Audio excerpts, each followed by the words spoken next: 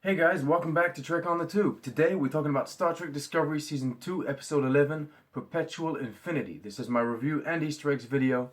Let's jump right in. For starters, contrarily to the previous episode, I think this one works better the second time round, or at the very least, it doesn't lose anything with a rewatch. And that is, for the most part, because it doesn't rely on big reveals or twists to get its points across. The episode manages to remain fairly interesting without them. That being said, it's not exactly the best television has to offer, and it's certainly not the best Star Trek has to offer. Now, to be very clear, there are no huge plot holes in the story this time, just a few traditional Discovery head-scratches. Some are plot conveniences, some are due to the style over substance approach of the show. Take, for example, these little floating drone cameras. Even if we ignore the fact this kind of tech has never been seen before in Star Trek, it's very hard to ignore the convenience of them. The only reason they exist is because it enabled them to get this kind of emotional shot of Dr. Burnham. Which, I mean, let's be honest, they could have done even without an in-universe camera being there anyway. Also, it's kind of weird that at no point ever during this entire season, temporal investigations didn't get involved. I feel like they would be aware of what's going on, or what's going to happen, or what's already happened, however you want to see it. Plot convenience. It just makes it easier for Discovery to ignore that they even exist. Then there's that very strange warning communication from Tyler.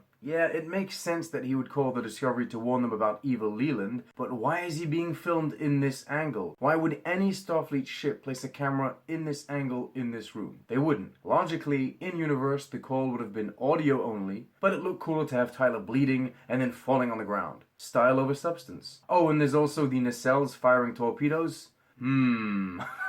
I really do hope they fix that for the Blu-ray release. I mean, it's not a hard fix. Other than that, the story isn't bad. Granted, at times it feels a little pieced together. Leland is basically the guy from the movie Upgrade. Dr. Burnham is basically Anorax from Voyager's Year of Hell. But, I mean, what are you gonna do? There are so many movies and so many TV shows out there nowadays that it's hard to make something that won't remind someone of something else. Everything concerning Burnham's backstory was nice. I very much like seeing that. It's mostly the performances that save this episode here, though. Sonequa Martin Green is stunning. The classic, almost overdone trope of bringing a dead parent back to life works solely because Martin Green is able to sell it. The moment she wakes up in sickbay and realizes the Red Angel was her mother is a powerful moment. Alan Van Sprang seamlessly goes from being Leland to being Control pretending to be Leland, and that's no easy task. He pulls it off real well. Even Michelle Yeoh gives us a good Emperor Georgiou this time around. She didn't feel too much.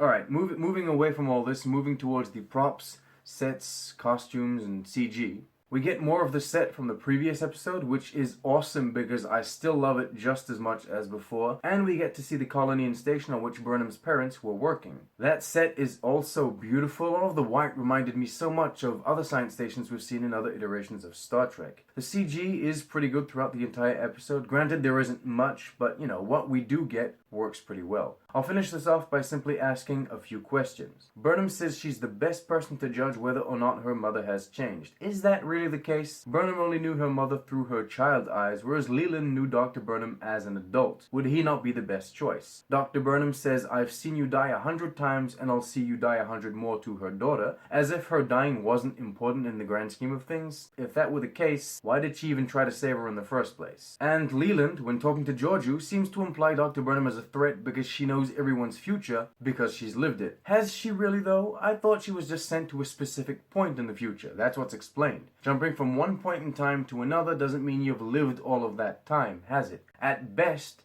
she's seen glimpses of everyone's life, right? But that's not the same thing. In conclusion, time travel stories are hard to write, and evil artificial intelligence stories are overdone. This is not a terrible episode. It does its job of advancing the overall plot of the season. It's just that I personally preferred some of the more self-contained stories that we got in the beginning of the season. Alright, that's it. Let's move on to the Easter eggs and references, starting with the Borg. Now, to be clear, it has since been said by the production team that Control, Leland, none of this was ever intended of being an origin story for the Borg. Big thumbs up for that. I'm very happy to know about that. But there are still some interesting connections that can be made. Leland is injected with what seems to be nanoprobes. This is the same process that the Borg used to assimilate new species. Then Leland's skin and veins go kind of grey. Again, this is similar to what happens when the Borg assimilate people. Also, Control says struggle is pointless, which is probably the closest way of saying resistance is futile without actually saying it. Control is to the Borg what the Orville is to Star Trek.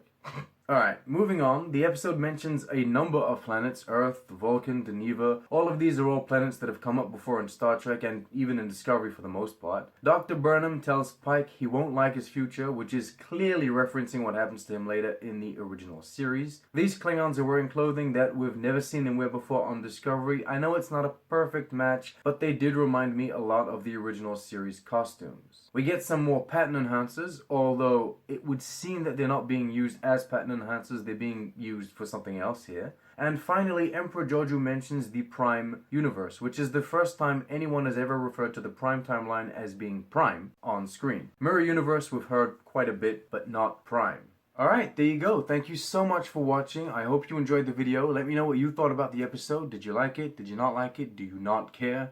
Are you excited about Picard? That's the real question. Alright, thank you so much for watching, guys. Like, subscribe, share with your friends, and of course, live long and prosper.